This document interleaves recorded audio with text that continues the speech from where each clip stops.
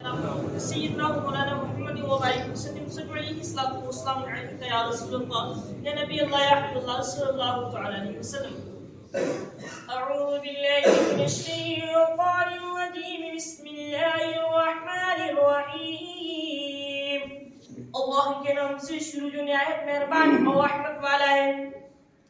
وقالوا لجلودهم لما شهدتم علينا قالوا أنطقنا الله الذي أنطق كل شيء وهو خلقكم أول مرة وإليه ترجعون. ارشاد ہوتا ہے بے شک اور وہ اپنی کھالوں سے کہیں گے تم نے ہم پر کیوں گواہی دی. وہ کہیں گی ہمیں اللہ نے بلوایا جس نے ہر چیز کو گویائی بخشی اور اس نے تمہیں پہلی بار بنایا اور اسی کی طرف تمہیں پھرنا ہے. اللہ اکبر. تبارک و تعالی ارشاد فرماتا ہے اب وہ کھالوں سے کہیں گی یعنی جن پر جب عذاب ہوگا ان کی جسم وہاں پر بولیں گے ان کے ہاتھ ان کے پیر ان کی کھالیں جسم کے چمڑے ہیں وہ جب وہاں پر گواہی دیں گے تو وہ اپنی کھالوں سے کہیں گے کہ تم نے کیوں گواہی دی. وہاں پر تو دیکھیے کسی کا زور چلنے والا نہیں ہے.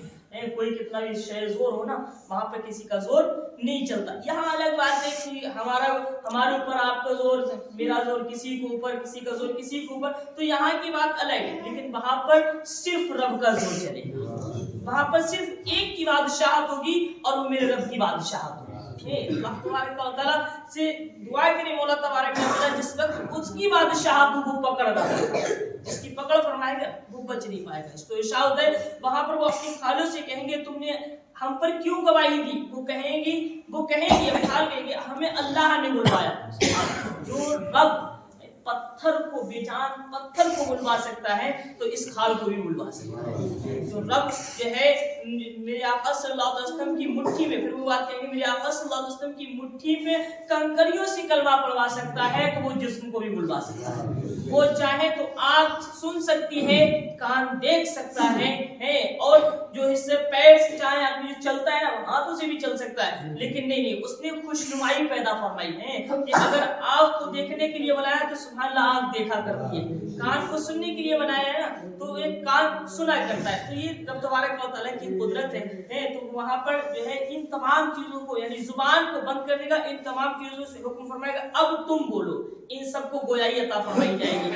پھر ہر چیز کو گویائی بخشی اور اس نے تمہیں پہلی بار بنایا اور اسی کی طرف تمہیں کرنا ہے. تم سمجھ نہ سکے اس نے ہمیں اور آپ کو پیدا فرمائی پہلی بار تو جب ہمیں اور آپ کو پیدا فرمایا تو فرماتا بھی ہے وما خلقت الجن والانس الا ليعبدون. میں نے جن اور انسان کو اپنی عبادت کرنے کے لیے پیدا فرمایا. تمام چیزیں ہم اور آپ دیکھیں تو صحیح رب تبارک و تعالیٰ کہ حبیب صلی اللہ علیہ وسلم کی حدیث میں آپ حضرت کے سامنے بیان کروں. رب تبارک و تعالیٰ کے حبیب صلی اللہ علیہ وسلم ارشاد فرماتے ہیں میدان محشر میں جب سارے لوگوں کا حساب و کتاب ہو چکے گا تو رب تبارک و تعالیٰ ایک بندے کو حکم دے گا اس کو جہنم کی طرف لے جاؤ. پھر اس کو روکا جائے گا اس سے پوچھا جائے گا تو نے دنیا میں کتنے گناہ کیے جو تجھے یاد ہو وہ سب اقرار کر لے. تو رب تبارک و تعالیٰ کی بارگاہ میں عرض کرے گا اے اللہ میں نے کوئی گناہ ہی نہیں کیا. لیکن رب سب جانتا ہے لیکن پھر بھی اس بندے سے پوچھے اے بندے بتا تو نے کون سے گناہ کیے ہیں. تو رب تبارک و تعالیٰ سے وہ عرض کرتا ہے اللہ تم نے کوئی گناہ نہیں کیا. اللہ رب کی بارگاہ میں کھڑا ہے پھر جھوٹ بول رہا ہے کہتا ہے میں نے کوئی گناہ نہیں کیا. رب تبارک و تعالیٰ نے زبان پہ تالا لگایا اس کے جسم کے اجزاء بولنا شروع کریں گے اور وہ چھوٹے چھوٹے گناہ بولیں گے.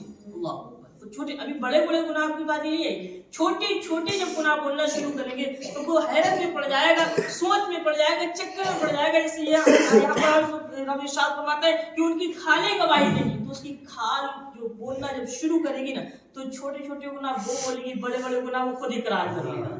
جب وہ خود بڑے گناہوں کو اقرار کر لے گا پھر کہے گا اے اللہ تیری رحمت سے ناامید نہیں ہے ہم سے بہت سے گناہ ہوئے ہم تجھ سے اب بھی توبہ کرتے ہیں اب بھی معافی چاہتے ہیں مولا بخش دے. میرے رب کی رحمت اتنی بڑی ہے کہ رب تبارک و تعالیٰ اس وقت بھی اپنے بندے کو معاف فرماتا ہے. तो देखिए वहां पर क्या होता है, उसके छोटे गुनाह को जो है उसकी जिसने बोला शुरू किया तो बड़े गुनाह खुद को अगर हमसे कोई गुनाह हो जाता है ना और हम उसको इकरार करके मतलब उस पर तौबा कर लेते ना तो मेरा रब आज भी माफ फरमा सकता है। हम बस अपने गुनाहों की माफी चाहें। और न जाने कि मेरे आका सल्लल्लाहु अलैहि वसल्लम से कोई गुनाह नहीं होता था, लेकिन फिर भी आप दिन भर में 70 मरतबा तौबा करते थे, फिर भी 70 मरतबा तौबा करते थे। और आपने हम लोगों को भी ताकीद फरमाई कि दिन में कम से कम 70 मरतबा तौबा करो, 3 मरतबा मौत को याद करो। मौत के लिए दुआ नहीं करना चाहिए, मौत के लिए नहीं, मौत के लिए दुआ नहीं करना बल्कि मौत को याद करना है और तौबा करना है। तौबा इसलिए करना है अगर कोई गुनाह हुआ है तो अल्लाह उस गुनाह को माफ फरमा दे, और जब गुनाह नहीं हुआ तो अल्लाह दर्जात बुलंद फरमा दे। मौत को इसलिए याद किया जाता है ताकि कोई गुनाह ना होने पाए। मेरे आका सल्लल्लाहु अलैहि वसल्लम इरशाद फरमाते हैं जब तुम्हारे अंदर घमंड पैदा हो जाए, अकड़ पैदा हो जाए तो कब्रिस्तान का एक चक्कर लगा लो, ताकि देखो पता चले तुम्हें तुमसे बेहतर भी वहां मौजूद है, बेहतर मौजूद है। न जाने हमसे पहले कितने अच्छे आए और सब के सब कब्रिस्तान में समा गए, कब्रिस्तान में चले गए, छोटी सी जगह पर सब के सब जो है मदफून हो जाते हैं। अच्छे भी होते हैं वहाँ पर, बुरे भी होते हैं। नहीं तो अल्लाह तबारक व तआला से दुआ करें, अल्लाह तबारक व तआला जब तक ये जिंदगी तूने दी है बस अपनी बंदगी करने की तौफीक अता फरमाए और हम सबको अपने हबीब सल्लल्लाहु अलैहि वसल्लम के नक्शे कदम पर चलने की तौफीक अता फरमाए। हम गुनाहगारों को मौला तबारक व तआला अपने हबीब सल्लल्लाहु अलैहि वसल्लम के सदक़े तवस्सुल से अपनी बारगाह में मक़बूलियत का दर्जा नसीब